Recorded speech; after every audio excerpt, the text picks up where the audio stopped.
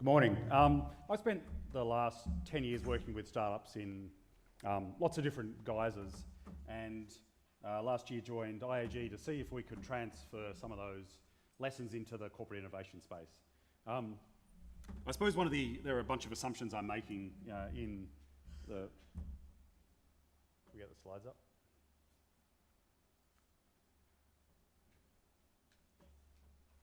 In the title of the talk. So assumption number one is corporate innovation is not an oxymoron. There are lots of models out there. We tend to sort of dip into the tech companies and look at the new products and the new ways they go to market. So can we apply that to financial services? Can we apply that to insurance?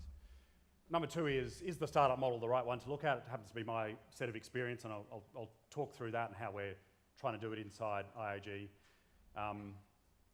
And look at some of the lessons that we're learning about trying to crash those two worlds together. So we've set up Firemark, and Firemark has three components. I'll dig into that a little later on. It has a venture fund, a business incubator that I run, and an insurtech hub sitting up in Singapore.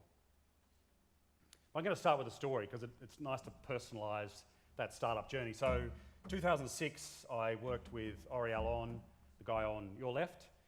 He is an Israeli guy who was doing a PhD at a university in Sydney, built a technology that the search engine companies wanted to acquire. And so we went over to Silicon Valley and sold it into Google. And he spent a couple of years there working his way up into the leadership of the search team.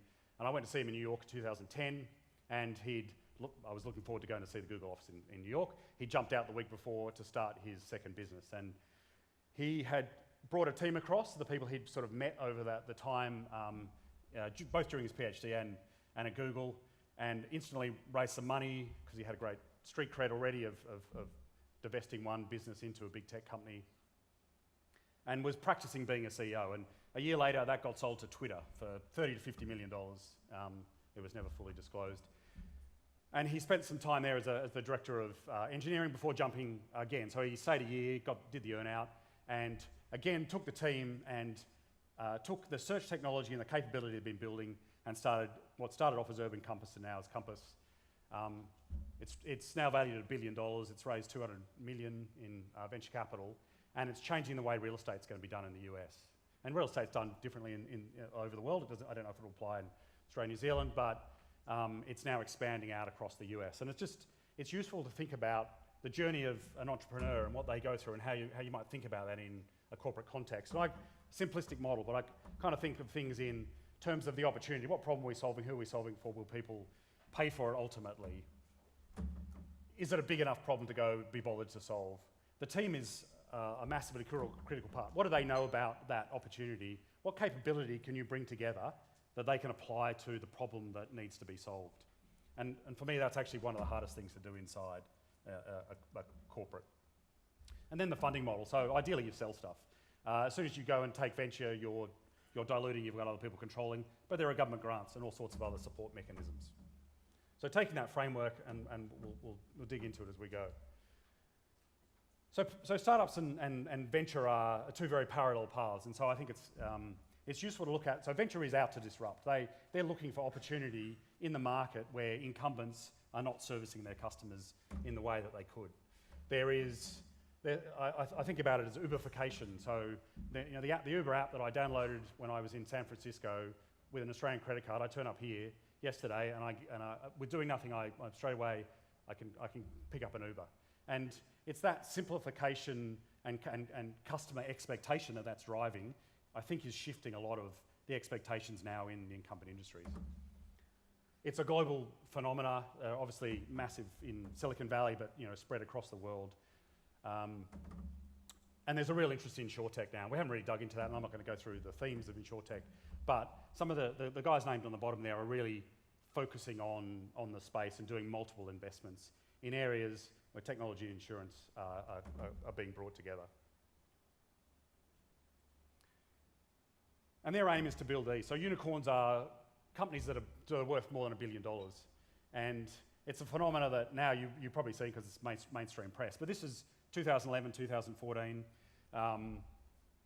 There's just a handful. You'll see the brands, and you go, oh, of course, they're worth $1 billion, Airbnb, Uber. I mean, my very favourite, SpaceX, so the first commercial private space company that now has over $1 billion contract with NASA to fly rockets for them, and with the ultimate plan of putting 1 million people on Mars. So they're awesome concepts, but it's doing serious work, and almost went bankrupt many times in the process. And the thing is that it's not just consumer businesses. So this is 2014, 2016. The density is increased, and I don't have 17 in there. And it's a global phenomenon. So there's a bunch out of Europe, particularly Germany. There's a bunch coming out of China, and particularly in the insurance space, which is interesting. And the Middle East just got its first one, which is an Uber competitor called Kareem. So this phenomenon of highly funded startups that are going into a market greenfield and in there to shift it is, I wouldn't say an emerging, but a massively growing space. And there are a few insurance ones, which is good to see. So the Climate Corporation, an ex-Google guy who decided that surely bike hire companies would suffer from it raining, and they would like an insurance product when they couldn't sell product. He sold that to Monsanto. It turned into a crop insurance product, completely automated. So the claims process is completely automated. They have the biggest weather model in the world, and it can tell when a storm's come through, and it automatically pays out a percentage of the estimated crop damage. No one on the ground to do an assessment. And then a few others are playing, I think China is really interesting. We keep looking at Zhong'an and Ping'an and looking at just different holistic models that they go to market with. So much more in insurance, much more engaged with the customer in areas that are important to their life, more important possibly than insurance, but also financial services and wealth management.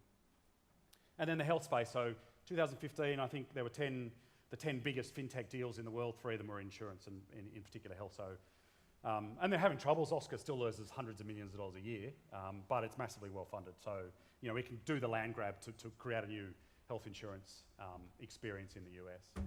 And this is a different take, came up before, but I was looking at the history of venture. I actually wondered when it started, and it was sort of post-World War II, and it's kind of the same. You look at this same sort of trajectory, and it's not because of venture, but it's there because the opportunity is growing, because things are shifting more and more quickly. And it means I was on this training course the other day, and the model was the CEO looks at the company in a 10-year horizon, and wherever I am, a 2-year horizon. And I'm thinking, well, the business is not going to be here in 17 years, so it seems a bit long. So I think we need to think about things far more rapidly. I think the training program might have been created slightly further down the track. So what are we doing about it? So Firemark was created over the last year. The venture fund is a $75 million balance sheet fund. It does Series A, B investments. It doesn't tend to lead, so it will come in with other insurers, other investors. Some of those may be venture from insurance, and actually the venture going into the insurance space is half of it's coming out of corporates, out of the insurance corporate. So they are very interested and active, and obviously Munich is a very big player in that space.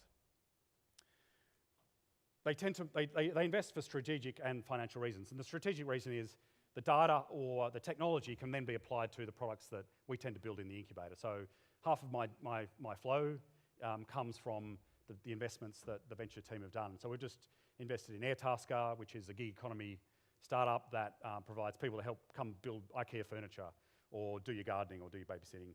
And and it was brought up earlier, for me, the sharing economy is a very, very interesting space. It's shifting both work, transport, and accommodation, and the insurance sort of perspective around that will need to shift with it, and we're doing some work in that space. And then the InsurTech Hub in Singapore, which is supported by Monetary Authority of Singapore. It's one of 27 corporate labs up in Singapore, and actually there's some just benefit in that at that level, but it's really focusing on data and technology and how we apply that inside the business. So from me, from a incubator perspective, I'm about building products that are Horizon 2, Horizon 3, if we want to go that far, that are generating revenue that we can show sort of immediate customer impact with, rather than into the supply chain, which is, there's a massive opportunity, but it's more difficult to work that closely with the business. So we're about trying to build out businesses that will create, ideally, the future of IAG, and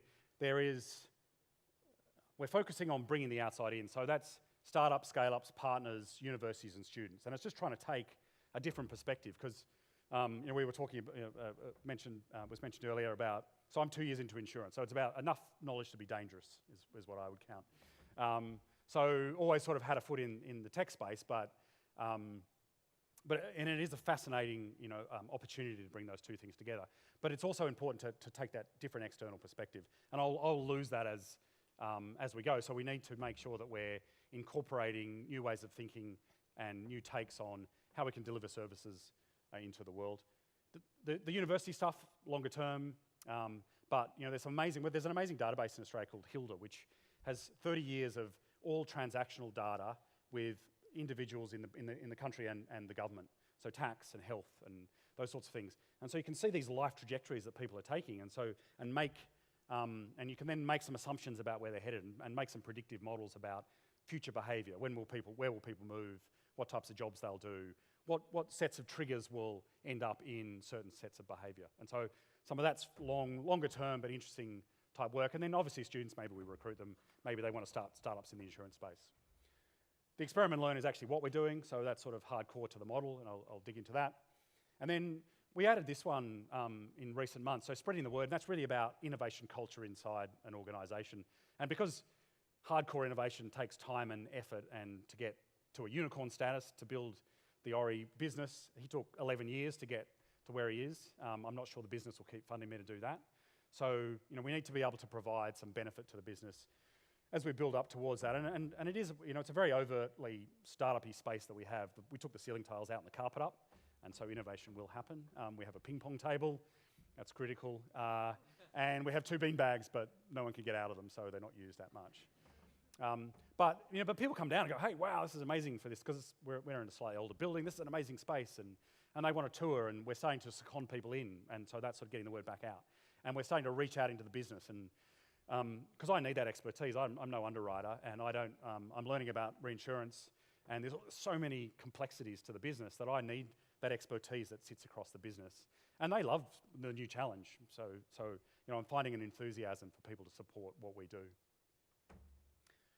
There are lots of projects, and I won't dig into them that we're doing, but there's sort of like 2 fundamentals. We either take ideas internally and build them out, and hopefully partner with people as we create a product and go into the market, or we partner with startups from the very beginning. And part of the reason, and part of my theory is it's incredibly hard to build a new brand and stick it into the market. And I've tried it, and we're pushing through, but to get growth, sustainable and high growth is very difficult, especially if you're quite close to what the business traditionally offers.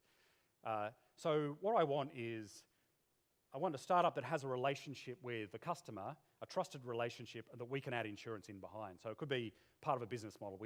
It could be their sole business model. There's a startup I'm talking to that does 21 million business inspections a month. So they have this behavioural data sitting inside a small business that gives us insight into the risks that may occur from not doing the checks. In fact, a bit like telematics, just the fact that people select in to do it often reduces the risk, because it talks about the culture of the business. But what can we do with that data, and trying to explore with that? And for them, this could be a business model. For other people, it tacks on to other business models and adds a financial stream to their product set. So for me, that's the particular focus. UpGuard, and we've been talking about cyber, and I think cyber's an amazing space, is about taking a risk. It models the risk inside the tech risk inside a business, and gives you a cyber vulnerability score. Obviously, half of the cyber risk is people pressing on the link that they shouldn't have, and ransomware popping up on a system. But half of it can be solved from a tech perspective, and we've invested and now working with UpGuard in that space. So back to the model. I want to break it out. So thinking about how do we apply this to corporate innovation inside IAG. So one of the biggest arguments is, where should we focus our effort? So when I first arrived, I went out, and a lot of the consulting companies, including KPMG, do a lot of work on scanning market sectors. So you get a sense about, well, where are things moving? What are the startups? And I'm kind of, everyone keeps using, the whole of the media keep using the same startup. So we keep hearing about Lemonade, and that's not a peer-to-peer company, but they were.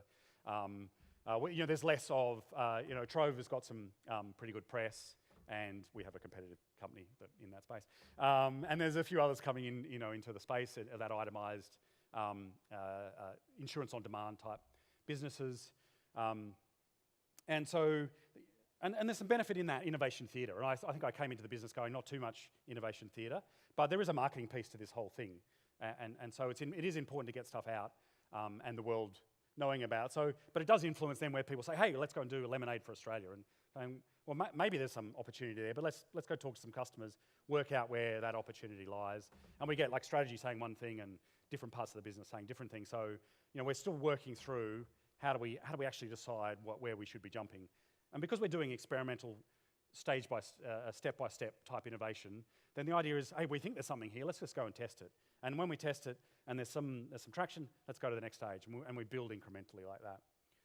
It has to have size, but like trying to model a market that doesn't exist yet, is very difficult. So, cyber is a massive opportunity. We think, it could be $1 billion in Australia, but at the moment, it's about 5% penetration. So, what's the growth rate? I don't know what the growth rate's going to look like. So we can add the high number and say, yes, this is a great opportunity, and we think we should be in it because it will kick at some stage, and legislation will help and more attacks will help. But it has to be scalable, and there are limited things in insurance right now that are like outside the bounds of what we're used to, and that's why cyber is of interest. And then it's a journey. Like, there's so many people go, 90% of startups fail. So, but anyone who comes into the lab and says that's going to fail, I go, yeah, you're 90% right. Well done. So, hey, can you help me find the 10%? Or can we work on this to get to that?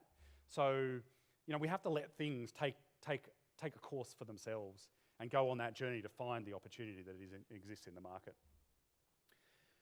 There's some surveys come out of the US and they look at the success of some of the startups, teams that have worked together, so they're at uni together or they were in a business together, typically are teams that create successful business. So how do we do that inside a corporate? We're trying to build up a squad model now, so from the very beginning of the process of thinking about building out a new business that we put a team together. We're thinking about spinning these things out of the business. So I work for, the last 2 years before IAG, I worked for a big data research lab, and my job was to spin companies out of the lab. And we did a whole bunch, 7 of them over a couple of years. And the incentive is they saw all the other companies that had gone out and the equity share that was received by those founders. And it's slightly controversial inside the business. We haven't got a solution for it yet. Or we're paying them and then we're going to give them equity, but they're jumping into something that's high risk. So, for me, that's the incentive that I want to try and build. We can play around with share schemes and other things. We haven't done any of that yet. And then the freedom to operate. We need these teams to be entrepreneurial in their way and not get hampered down. So, the whole concept of Firemark Labs is really a sandpit, a safe zone for people to work. The hardest thing is that you'll get someone saying, we shouldn't go in that area because we're working with someone else, or I don't believe in it, and then they try and switch directions from the teams. And that's the biggest demotivating factor you can possibly get when people have really bought into this proposition and they're being told to go in some other direction, not because the market's telling them to go in that direction. And then funding. I think everything in venture funding, friends and family, first round, 100K. So, hey, step out of your job for 3 months and go and explore this idea. And then there's a seed round, 500K. Okay, we need to start building stuff. We've got some proof. And a Series A and B and so on. And so, you have to earn your stripes. I'm finding that even with the program is once we prove it, people will put more resource into it. So thinking in terms of that, because that gives you a sort of an urgency and a target to chase for. Startups, if they can get free stuff, they get free stuff. So I run around the business trying to do that all the time. So beg, borrow, and I don't steal things very often. But it is, going back to what I said before, the enthusiasm that we're finding in the business, it's fantastic, but we really have to work around, find the people who are going to support us, not work around, but don't go to the office of the people we aren't. So, what can we get? There's so much opportunity inside the business to leverage on to build new product. And then there's an acceptance that this thing takes time. So I figure I've got 3 years. I just don't know when I started. So I joined January last year. So is that a year and a half, or is it from when we officially launched? But the market needs to see opportunity. And our chairman came down to do a tour of the incubator the other day, and my question to her was, how can we give you information to take to the market about why innovation is important in insurance? Because we still get, as an insurance company, my take is, we get measured on insurance P&L, not on anything else. And so I can build that out, but there might be other things that we can do in the business, including equity value, that will let us think about what the future of the business could be from a financial perspective, but the market doesn't look at it that way yet. So there's an education of the market as well, and that will help the business. So final slide. This is the model for the lab. So ultimately, yes, we want to build Compass. We want to go through the journey that I already went through and build out amazing new businesses for IAG. The process is somewhat less important, to be honest. Like, it's getting a big opportunity with the right team sitting behind it and then supporting them in that journey. But you do need a model, and so the organisations I've worked for, you give them a model. I like 3s and 5s, so we've kind of added, there are 5 steps in it. And then we say, we're in this stage of it. And so that stage has some definitions, but really it's this squiggly line. It's not a linear process trying to build these things, because it's the one conversation you have at the one random conference that you weren't going to go to that leads to an introduction that turns into a business partnership that turns into something big. So, these things are not predictable, but you can do your best, to try and create your own luck. We need a model because we also, a lot of the more junior team, the members are coming through and they need to understand, well, there are a bunch of steps to this thing, and before you do this, you need to do this before you get through this. So ideas come from inside and outside. We filter them through the themes. They go into a discovery phase, and that is, does any customer care about this concept? And that is absolutely number one to us. Tech aside, we love a bit of blockchain and IoT and peer-to-peer and all the rest of those words, but it has to solve a genuine customer problem before it's worth going into market with. It may be that the venture team need to see it first, so we might send it off to them. It may be that it's mature enough to just go work with the supply chain guys, so we just divert it into the business unit. But if it's going to go into the incubator for a co-creation build with a startup, or us building with a technology from a startup sitting in behind it, or us going into market first so we can build a partnership, then it goes through steerco. So CEO direct reports, I get up and pitch, Dragon's Den, they harangue me, that's a ridiculous idea, it's not big enough. And so we have some measures about, well, how big should it be? What's the opportunity look like? How does it fit to the strategic purpose of the business? And it goes into experiment. And then 90-day cycles, it's a lean and agile process, there's lots of post-it notes and whiteboards, but it's about talking to customers continuously over that process. Doing that before we build anything is always the way we work. We do everything off system. So this is a sandpit. We have a separate license. So I have a separate approval process for products. Chief underwriter, chief customer officer, chief strategy. And so we can get things done more quickly. We have our own tech stack. If you've ever tried to work on a big corporate tech stack, it's hard. It takes time and it takes a bunch of money. So we got over to AWS, we plug in Braintree for payments, we plug in Zendesk for ticketing, we've got MailChimp to spam people, and away you go, you've got a modern startup business inside IAG, and of course security and audit have had a look at it, and so the data's stored locally and it fits to the construct, but it allows us to go to market much more quickly. We don't go to the brands because you're restricted by how they want to talk to their customer and the colours and all the rest of it, the messaging they want to put, and we don't really go to the customer base that often. Because once again, we typically communicate with people once or twice a year, so if all of a sudden I'm introducing some new product that seems like a little bit out there, it may not fit that nicely. So we'll go out, and ideally that's why we partner with external people who have distribution. And so it goes, and to finish up, the aim of this is to get stuff out the door.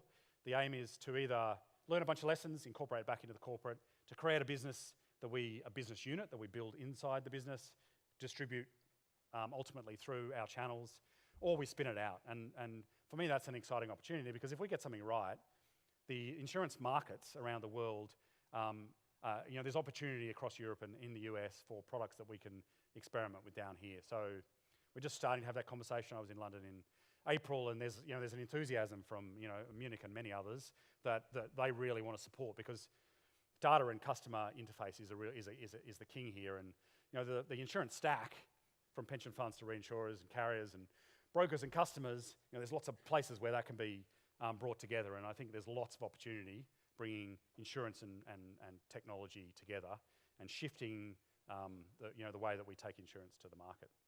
I'll leave it at that. So thanks very much.